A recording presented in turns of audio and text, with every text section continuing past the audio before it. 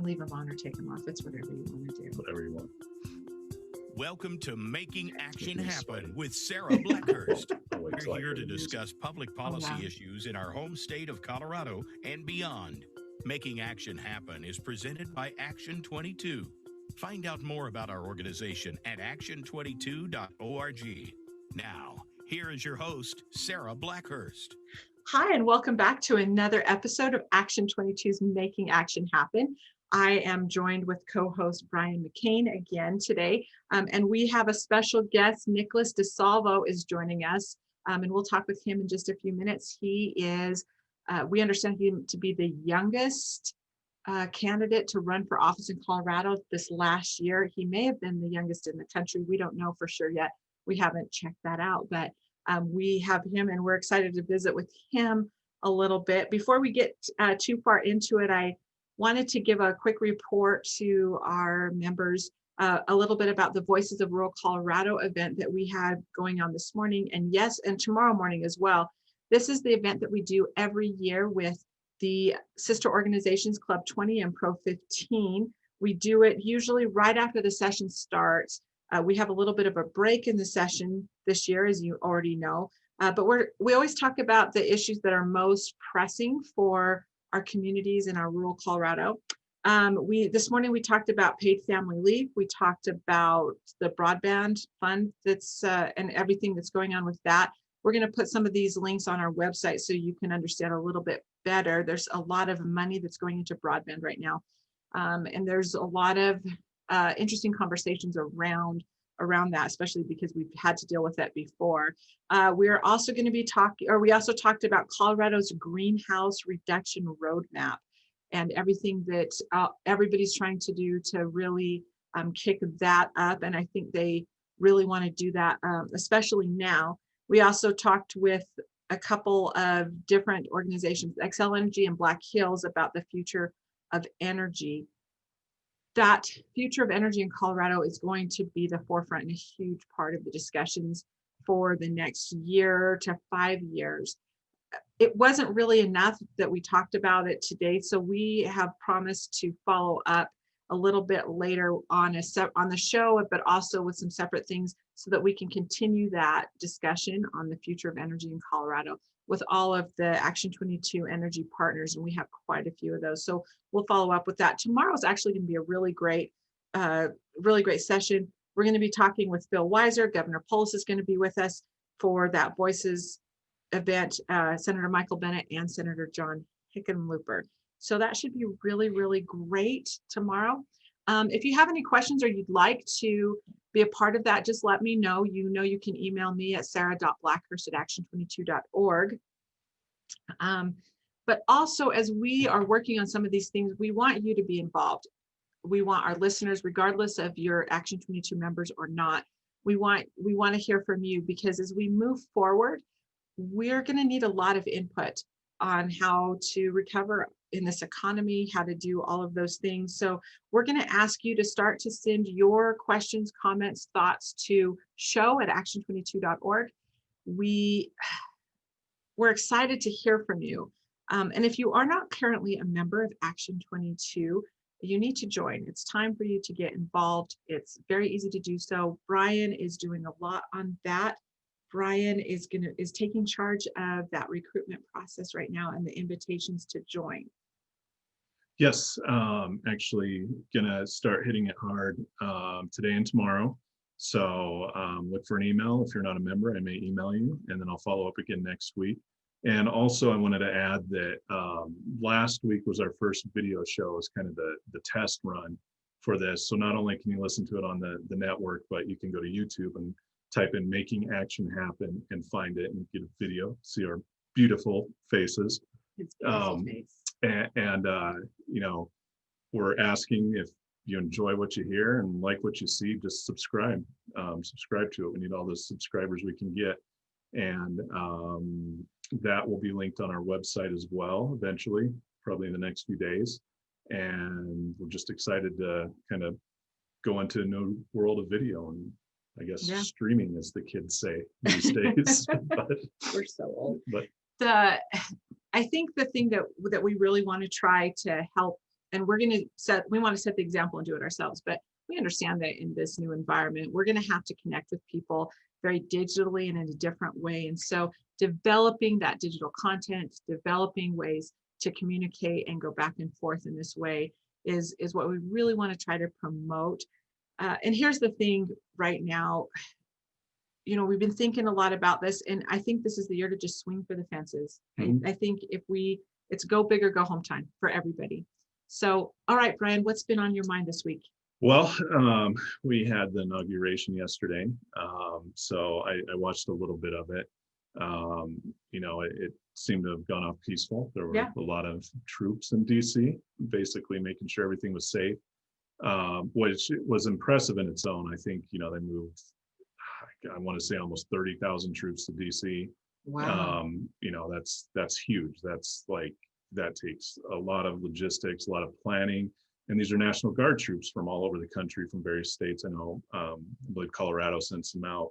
So it just goes to show that, sometimes the National Guard gets a bad rap of kind of being the weekend warrior, but, they really came together and they got out there and it went smooth and they're doing a good job. So watching that, I think that with the inauguration and the change of the administration, you saw President Biden sign a bunch of executive orders, rolling some things back to pre-Trump presidency. I'm not going to be critical of it just yet. I think that when you have a new president come in, you should always hope for the best. Yeah. We're not looking for the president to fail. We're not going to be angry.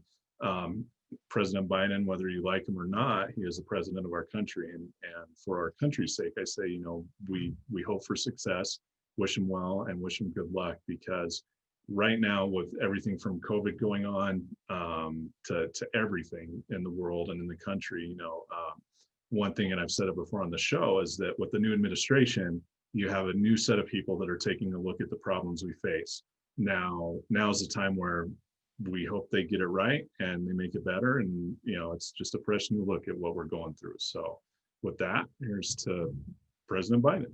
To President Biden, we're going to, give him the benefit of the doubt. And let's just see, let's just play a little bit of Yoda and not be fearful. That's not productive at all. And let's just see what's going to happen. Regardless, there is a ton of work that we're going to have to do in the next little bit, and I think it's got to start at home. It's got to be on the local level. Yeah. And to do that. And so this morning in my opening remarks, I really encouraged all of the attendees to just stop and for the next 90 days, quit saying what somebody else needs to do or what we need to do, but just take a question and listen approach. And that's what leadership's going to look like in the next little bit. Just ask the questions and then listen to answers. It's a whole different idea. Try to figure out what exactly we need to have happen. So let's give it some thought. Yeah, one good piece of advice that I've heard before is pretend that there is a documentary film crew following you around and that you're trying to do something big. And so give it your all. Pretend that everybody's watching what you're doing and do what you can to better yourself. Hold yourself accountable. Just work hard. And again, like we've said many times, we're all in this together. We're looking for solutions. This is a new world that we're living in right now. And we're going to find a way to make it work and try to help everybody out. And that's what we're going to do as Action 22 and as the organization. Yeah. And I appreciate that you're joining the team and doing this. This is having you on with Action 22. That was my huge swing for the fence this year. So we're going to actually try to get a bunch of stuff done. All right. We have the very interesting guest today. This was a cool thing you brought. Brought Nicholas to us. Yeah. So, and in all fairness and full disclosure, Nicholas is my cousin through marriage. I've known him and his brother, his parents, for a while. I'm married to Jillian, his cousin. So we've known each other. And when I worked for Congressman Tipton, when I met you, Nicholas, you were very interested in politics. And one thing that you never see from kids, you were what, 14? Yeah, I was fairly young. Yeah, 14. And you had this interest in an understanding that's not usual for somebody your age at that point. And I remember, I said, well, hey, can we bring Congressman Tipton to the school to speak? And, we brought him in, introduced him. And I think he went out to Pueblo West, at least the past few years, 2 or 3 times to speak to the government classes. And then when you brought him out, that the final time, he did the full audience and spoke to everyone. And it was great questions too. I was surprised. And through doing this in various high schools, you're really you go into these situations, and not just with Congressman Tipton, but I've spoke to schools about, what do you do, what career day, stuff like that. And, I'm expecting questions like, what's the White House like? Have you been to the White House? Have you met the president? But surprisingly, the young people, the high schoolers that we've engaged with, that I've engaged with, they have some very, very pertinent questions. Some of even which I couldn't answer, and even Congressman Tipton is kind of like, well, I can't answer that. I need to do my research on that first. But so from there, I'll let you talk about it more. But you actually decided to run for office here in Pueblo West. And when that came up, I remember there was, a handful of candidates. You performed well. You were the youngest candidate, I know, in the state of Colorado, and probably the country at that time. I keep going back to the Parks and Rec, where the guy ran for mayor at 17 and won. Yeah. But anyway, welcome on the show, and just tell us a little bit about yourself. Well, first of all, thank you, Brian and Sarah, for having me, and thank you for that introduction, Brian. I'm just a really young person interested in politics, and the opportunity presented itself to where I would be able to run. And so I took that opportunity and I ran with it. I've been pretty active since, and I think it's just important for young people to be involved like that, because from my perspective, a lot of my peers don't take it seriously, but we really have to realize the impact that it has on everyone, no matter what age you are. And so that's why I took the opportunity. The opportunity presented itself, and I just ran with it. And I'm pretty happy with the result, although I didn't win. I think people usually think, or like at that very young age, how did you know that you could run at 17? Well, it was pretty interesting. The way I found out that I could run is I had volunteered for a Metro information booth at the high school, and at the time my AP U.S. Government and Politics teacher said that Pueblo West Metro needed volunteers to man the booth, and so I said, yeah, I'll give up a few hours of my time, and she was there as well, and we looked at the candidate application, and she read it over, and then she handed it to me, and she told me to read through it. And on there, the only parameters you had to meet for running for that office of district director, you had to be a registered voter, and in the state of Colorado, you can register to vote at 16. Oh. And you had to either live in Pueblo West or own property. And so I met those guidelines. I thought it over. I slept on it a little bit, because if in fact I did win, I would have to change plans for college. I would have to stay locally. And I thought it over, and I decided, if I can do this, I'll do it.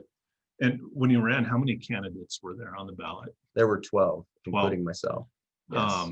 So with a race like that,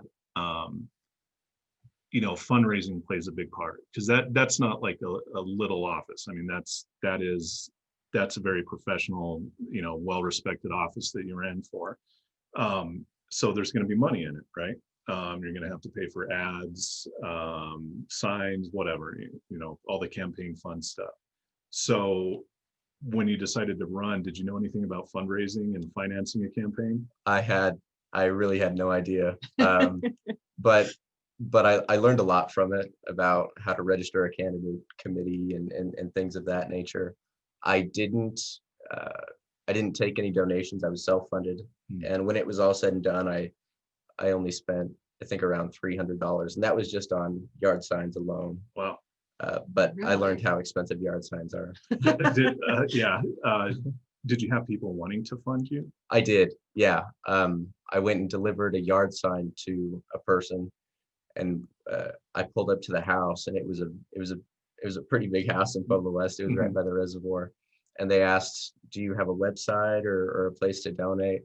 And at the time, I didn't, Mhm. and it was coming up where it was pretty close to election day, so I didn't even Mhm. worry about it. But I know if I do go to run for something again, I know who to ask. Yeah, that's true. What were people's reaction when you told them you were going to run? Because again, going back to the political side of things, it's always you go to your party meeting, the GOP or the Dem meeting, and it's like, "Hi, I'm Brian McCain. I'm going to run for this office. I'm looking for your support." Well, actually, let me back up a bit. Was it an unaffiliated election? Yeah, it was a Okay, so it's nonpartisan. Okay. nonpartisan. I mean. So it was nonpartisan. So when you went in front of these groups to say that you're going to run, what was their reaction to see a kid up there in front of them? Well, this wasn't the time of the coronavirus. It was around March, I believe. And so, as it was, a lot of people, we didn't know a whole lot about it. So, a lot of people were starting to get more cautious as it ramped up. So primarily the outreach that I did was through social media Mhm. on the I Live in Pueblo West Facebook page. It has Mhm. about 17,000 members. And of course, not all of them live in Pueblo West, but the vast majority Mhm. do. And I announced a few days after I turned my candidate form in that I planned on running. And in full disclosure, I said that I was 17 years old and I Mhm. was young. And immediately in the comment section, especially online, people feel emboldened to really say whatever they want. Right. And they were very, very critical of me. Really? Yeah, they said that this isn't student government, things of that nature. This isn't prom committee. But surprisingly, as I continued to do that outreach and campaign, more than anyone else did, out of those candidates, because I knew I had the largest hurdle to surmount with my age. So why didn't you fundraise? Uh, I think a lot of it had to do with I didn't really know how to. Um, so so looking back on it, I wish I would have, because there were some pretty prominent business owners with deeper pockets than a 17-year-old who were able to buy banners and more yard signs. So looking back, I wish I would have done that. Yeah.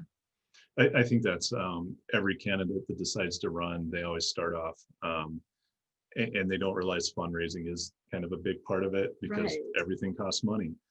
So it's funny to watch, especially friends, colleagues, whatever, when they decide to run. And first question I ask is like, well, who's going to be your fundraiser? Who's handling your money? And they're like, well, I don't need that. That's kind of their attitude going into it. Then afterwards, they're like, man, I really should have done that, paid attention. And to be fair, I did go through like a extensive candidate school like Yeah. 10 years ago, and that was like 90% of it was fundraising and how to do that. But so I know that the more you spoke and engaged and put your message out there, that's when people started taking you more serious, that you weren't just it wasn't a joke, basically. Like Exactly. you actually did care and you did have some good ideas. What were some of the positions you had? Like, what would you have done different? Or if you were to be elected, what would have been your first thing to do when you're in office? Well, Pueblo West is pretty interesting. It's a metropolitan district, meaning that we aren't incorporated and we don't have a sales tax.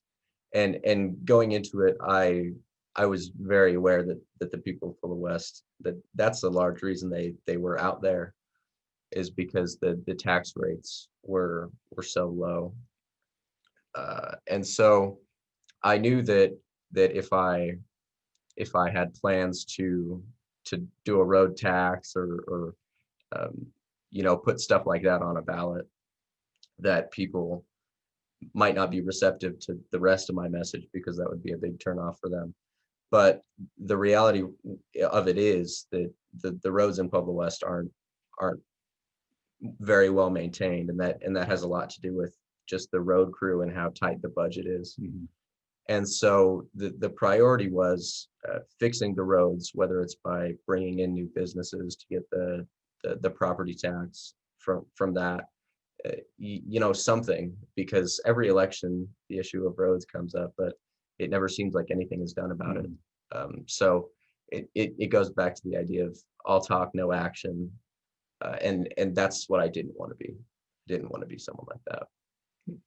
And when we'll go to a break here in a little bit, but when we get back, we'll dive more into some of your political positions on it. But when you did talk to people, and again, it was COVID, so you couldn't go door to door, couldn't canvass, anything like that.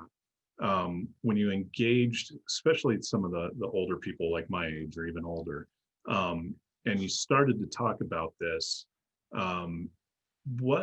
how did they turn around? Like, how did that turn them around to going back to like taking you more serious, that it wasn't a joke? Were they excited to see a young person running, or did they still say like, oh, he's a good kid and he's probably not going to win, but he has a bright future ahead of him? Or was it like, man, this kid really can get something done, he understands the position?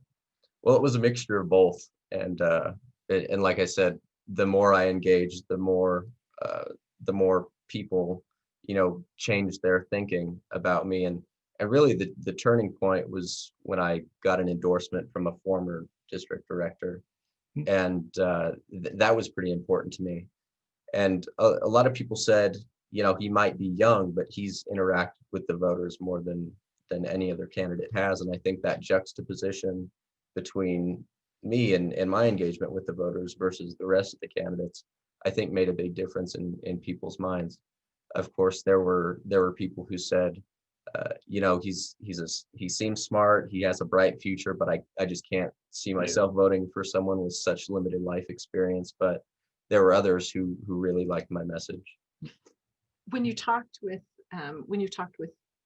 voters and you talked with citizens, what was it that really struck you as far as the things that they would say to you? Did you feel like they were opening up and telling you what they thought? And was there anything that surprised you on that? Yeah, the same people that were very, very critical of me when I first announced in that Facebook post were some of the same people later on who were the most adamant supporters of me. Really? Yeah, so that was, I think, the best part, and it taught me a lot of what politics really should be, voter engagement.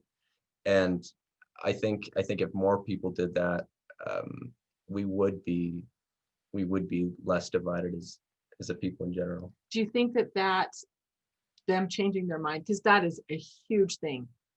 Changing somebody's point of view, winning them over to your way of thinking, that is, if you can do that, you can rule the world. What was it that you think most, was it your engagement? What changed their minds about you? I think it had to be the engagement. And as I got further along in the campaign, I had more positions on things. So I think that had a lot to do with it. They saw my preparedness and how I had done my homework on the issues, right. And that was important to them as well. How did your school take it? Because I think it's interesting when you have say you would have won, and then you're kind of setting some of the funding issues or anything that deals with your high school directly that you're in. Like, what was the attitude of the teachers and even your classmates? Like, what did they think about it? They loved it. Nice. Yeah, they absolutely loved it. The principal, assistant principals, they were 100% on board with it. And my AP government politics teacher, who encouraged me to run, she was very supportive along the way, and it encouraged me to go further. If she believes I could do it, then I should believe that I could do it. And on top of that, the students just thought it was insane that someone they know not only made history, but they were pretty active in the community. Nice. And I've met your AP government teacher before, but I can't remember her name. If you want to give her a shout out on this. Mrs. Erickson? Yes, yeah. Mrs. Erickson. I emailed her back and forth many times. Nice job. Oh, that's awesome. And then before we go to the break, if, again, going back to the big if, looking back at this, do you think you'll run again? Do you think that it's in your future, near future, late future? What do you think? I hope so. And before I even ran for that office, I knew that someday I wanted it to be in the cards for me, but I would have never expected I would do it at such a young age. But I think there's a big possibility that I either run for that position again or county commissioner or maybe even the state legislature. And you are involved in student government. And what's your position in student government right now? I'm the student body president. Student body president. High school. Yes. Wow. Did you run for that before or after you ran for Metro District? They were at the same time. So you're running two campaigns. So you Right. could be like You're the good. only politician running two campaigns probably. Simultaneously ever. at 17 years old. Running two campaigns. And did it without fundraising on With a no $300 budget. That's insane. And you came in, you did a good job, right? You came in the top. Out of the 12 candidates running, I came in 6th place. I got 987 votes in total. How much did the winner get? Well, there were 2 positions open. Okay. So the number 1 spot got, I think, 1,600 votes, and the number 2 spot got just shy of 1,400. So You were not that far yeah, behind. you were not behind at all. That's a win. That's a big win. So we're going to take a little break. When we come back, I'm very interested in your perspectives on politics and also being a student and a candidate running for office in the time of COVID and all those things. So we'll be back in just a minute, and we'll talk with Nicholas DeSalvo a little bit more on what has been a really interesting conversation so far. We'll be right back.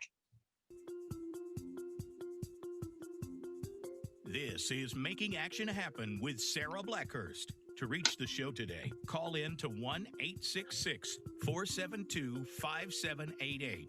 Again, that's 1-866-472-5788.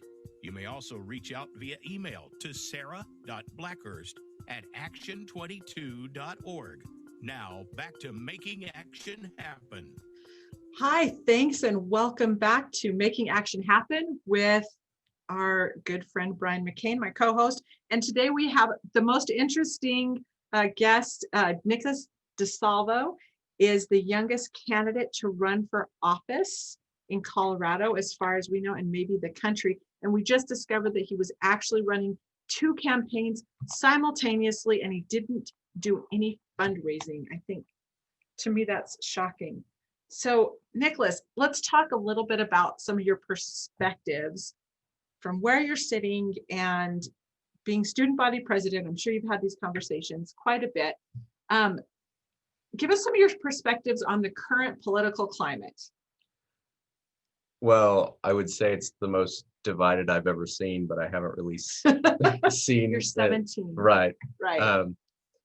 But regardless, it is pretty divided, and I think that division is reflected in the new Congress. And so I think it's unfortunate, and I think it's a symptom of bigger problems that we've been facing for a long time. And I'm hopeful for the future. I'm pretty optimistic about it, and I hope it gets better. The divide is it's pretty bad as of right now, and I think we've seen that in the most recent events. Go ahead. Well, about that, so going back to, sometimes kids aren't engaged, and specifically high schoolers. Of course, middle school and grade schoolers aren't going to know or care, but high school is when you start to care, and you do see that with some kids, not all, but you do. And with everything the way it is right now, and you see the division and just the kind of the hatred on both sides from the far ends. And again, it's not the middle, it's not the middle 80%, it's the loud 10% on each side. And through social media and the internet, and also everybody sitting in front of their computers for the past year, that just kind of grows and grows. It's like I think I said it before, it's like road rage, you'll yell and cuss somebody out in your car that cuts you off, but if they did it in the grocery line, you're not going to do that. But with kids your age, high schoolers, do you see that division among them? I mean, do you have students at your school that are kind of like, mirroring what we're seeing on the news, like, oh, I'm pro this, I'm anti you, I'm pro this, I'm anti you. Do you see that divide amongst the kids? There are some, and I think it's because a lot of the time we as young people get our political views from our parents, if our parents are pretty politically active. For me, that wasn't the case because my parents had never voted before. But yeah, so I don't know how. Is this your little rebellion? How is that? Your I parents have guess. never voted and you decide to run for office? But did they vote for you? They did, They yeah. did vote that, okay, For the first time, my dad's 61. He registered to vote for the first time just to vote for me. But going back to the makeup of the student body, you do see that. But for the most part, we have common goals. We want to see ourselves succeed, and we want to see our country succeed. And a lot of the time, students don't know a whole lot about policy or politics. But overall, I think we're generally able to understand that we should move in a direction that is better for the country. And I know we saw it when we visited you, even just the understanding, and I know the teachers are doing their best to educate the students, but it's a lot. There's so many working pieces when it comes to government, from the federal to the local level. Do you feel that through your education and what you're learning, are you learning how it actually works? Do you watch the cartoon, like, this is a bill, this is how it's made type thing, like we did when we're in school? Like, are you learning how the government actually works? Absolutely. And I would say in the AP Gov class I took, we focused a lot more on the system of government rather than the current affairs of government. And I think that was important. We learned a lot about federalism. We studied the Constitution. We studied the Federalist Papers. And so with that information, I think we could use that to build on, forming our opinions about different types of policy. I think we need another shout out for your civics teacher. Yeah, Mrs. Erickson. Mrs. Erickson. Yeah, she's been doing it for decades. Yeah. So, and she's good at her job. She's very independent in how she portrays the knowledge. So that's the most important thing. Yes, it is. And that's one complaint that, you'll hear a lot of people make. They say that, the education system leans this way or leans that way. And it does in some instances. And you do have some teachers that may lean one way or the other. But from what I've seen, even through my kids, it is fair. It is a kind of a balanced approach. And you're seeing that they're teaching them the system versus like the current political affairs. And I think that's very important for kids to understand, and all people to understand, is how the system works, how a law is made, how a bill is passed, what are the powers of the government, what's the separation of government. Again, going back to things people have said, it's like, well, Congress needs to get off their butt and do this. And it's like, well, they did do that, but the Senate didn't do it. They did pass this on one side, the Senate didn't. Or, what's a veto? Like, most people don't understand what a veto is. Like, what is an actual veto? It's and that's important. Then looking back again through your campaign, I'm going to go back to this because it's fascinating, but what's one thing you would do different besides fundraising? Like, looking back, what's one thing that you would change when you ran? Well, I would say that I would try to do more voter interaction. Of course, I primarily did it through social media, but if I could have done door knocking, if I could have done a town hall, maybe, I think that would have benefited me, because they would have been able to see me and hear my message at the same time. so that's probably the main thing, and having more of a platform established before I announced. That's the other major thing. What do you think in the current political climate locally and on the federal level, do you see anything that would make a difference to sort of bridge that divide? Well, I think it just goes back to getting more people involved.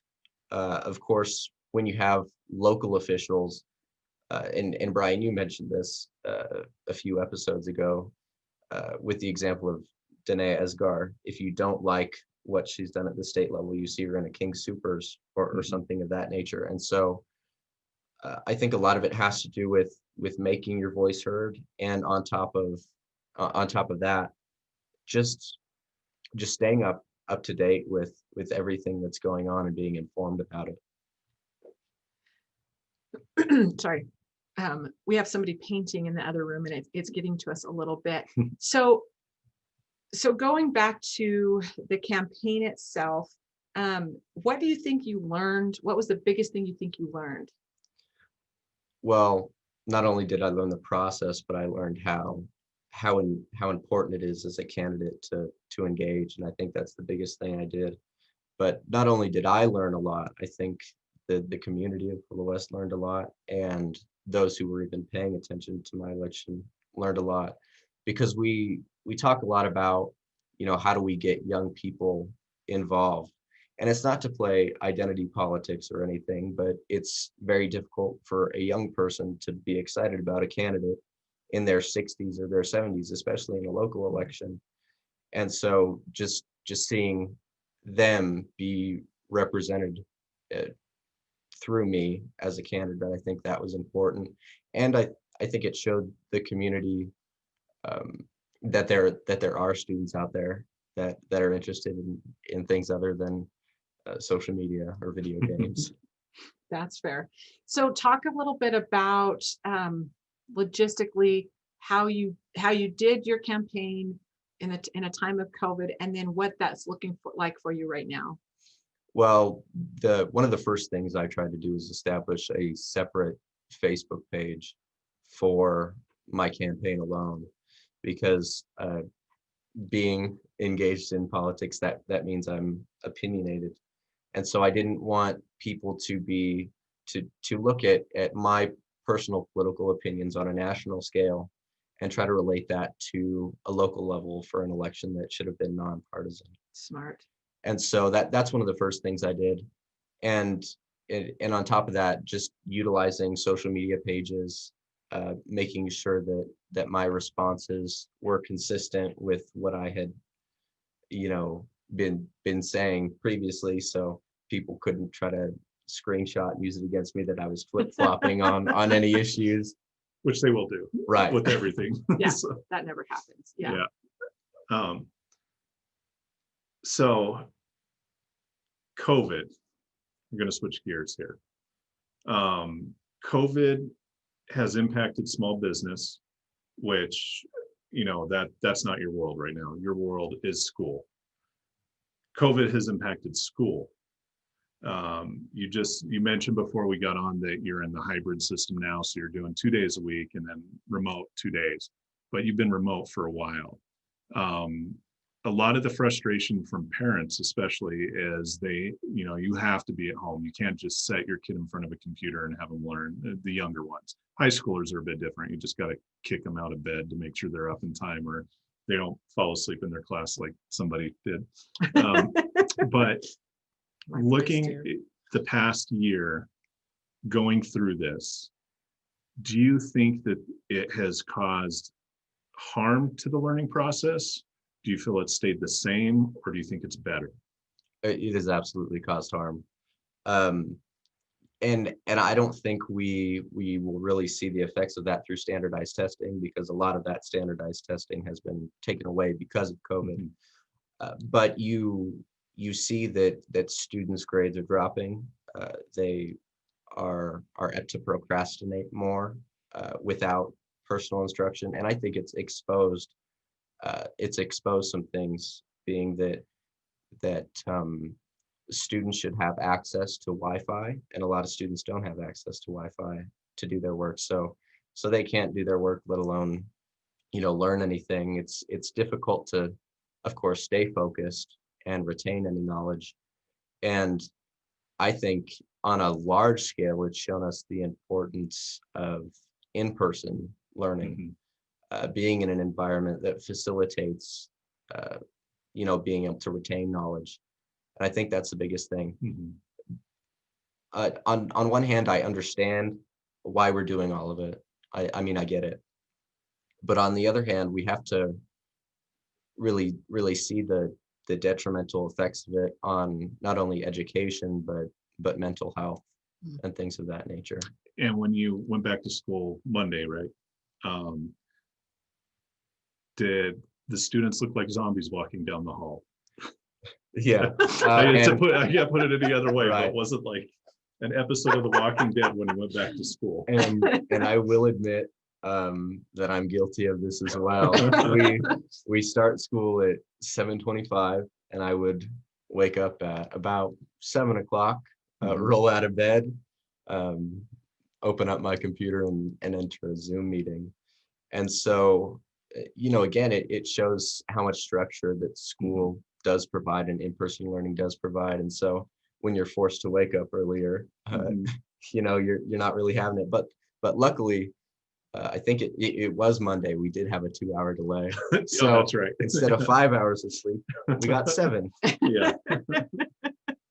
So let me ask you, I think there's been a lot of discussion prior to this that maybe the structure and the way we did education was antiquated and it wasn't effective and it wasn't all of these things. And so suddenly we're thrown into the exact opposite scenario where it's a whole different thing. What did we learn, and do we make it better, or was it the right structure to begin with and this was just sort of a huge hiccup? Well, don't get me wrong, online learning does work for some people, but for the vast majority of us, it doesn't. And so, you could analyze the minute details of the current school system and be hypercritical of how things are done. But I think that comparison going from one normal example of instruction that's been done for decades compared to this wild in front of a computer learning universally for everyone, for me personally, it's made me appreciate school even more. And I'm a person that likes school in general. Do you miss the social interaction not being there? Absolutely, yeah. And I think that's the biggest thing that we've been missing out on since the start of this. We've been told to socially distance, but I don't really like that term. I like to use the term physical distancing because socially we're more connected now than we've ever been in human history. True. And so, looking back on past pandemics, 100 years ago, I can't even imagine how difficult that was because they weren't nearly as connected as we are now. But still, that doesn't mean there aren't problems. We like human interaction just as humans. Yeah, it's actually fortunate that it happened now versus say 10 years ago, because this would not have worked 10 years ago. I mean, I guess you could do conference call learning, put on the speakerphone and try it. But it's fortunate the time frame that it did happen now, where we do have the ability. Not everybody does. Like you said, there is a lack of broadband, which is an important issue to Action 22 that we're trying to address and help out with. But it also showed the necessity, going back to that, of broadband, of internet.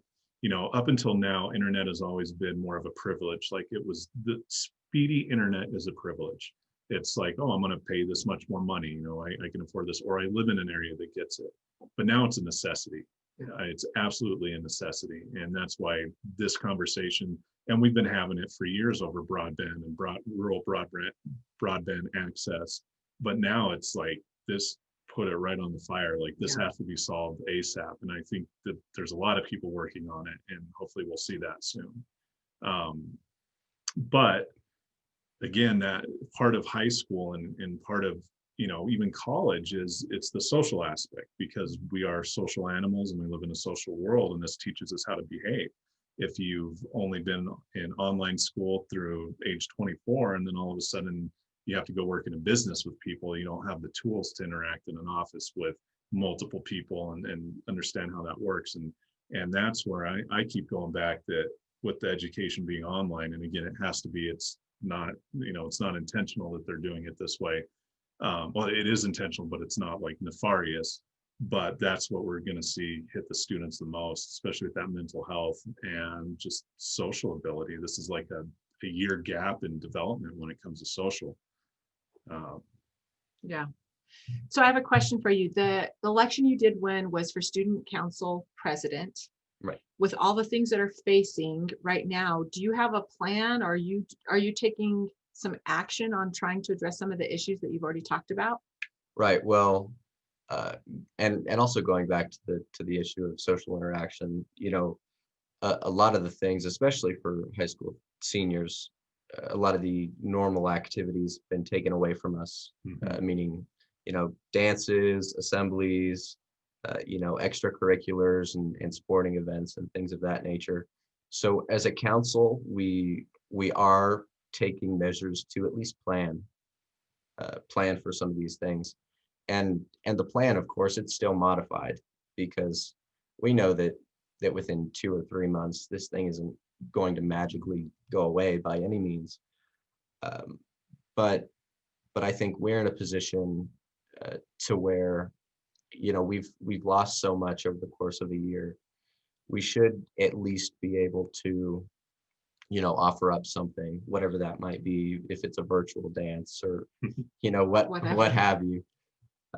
So I'm focusing on issues like that as of now. Are you able to be involved in some of the mental health support that is clearly needed for all of our young people? But are you able to be involved in that? Are they asking for your input on it, or are you able to drive any programs or anything like that? Well, I think that's the tough thing too, because when you're faced with situations like that, one of the best things you could do is just talk to people. And counselors are no longer available. You can't go into the counselor's office and talk through things, whatever is on your mind. So we do have a virtual calming room set up. And talk about that. What is a virtual calling room?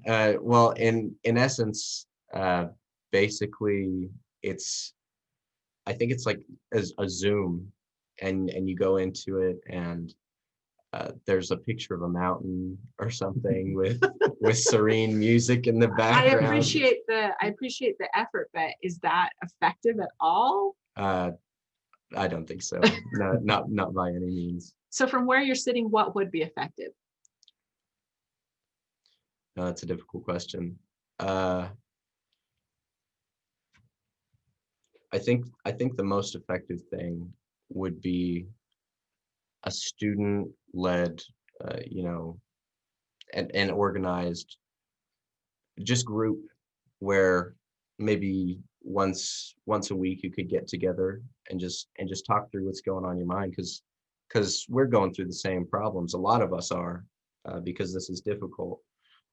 But we also have to, remember that there are students in general who go through a lot of problems, whether it's the at-home life, and being at home, forced to be at home, is just exacerbating that. And so if we could maybe set something up where we get together as students and just talk about things. Almost like a peer mentoring program or something like that. Right. Yeah. So what do you need as student body president to get that in place? The time, probably. I think that's the biggest hurdle, but we've taken measures to adjust our schedule, during hybrid, to where we have a longer homeroom period. It's basically a study hall. So if we wanted to do something like that, we could. It's possible. So I think there's two things as we wrap up. One is and I'm just going to speak for Brian, but I think anybody who listens today, any of the Action 22 network, would be happy to help you with anything on that. I just know our folks, and they're going to be super excited to hear your story. So come back to us with this is what I want to do. Who do I talk to? We'll help you figure that out. And then the last thing, what's next for you?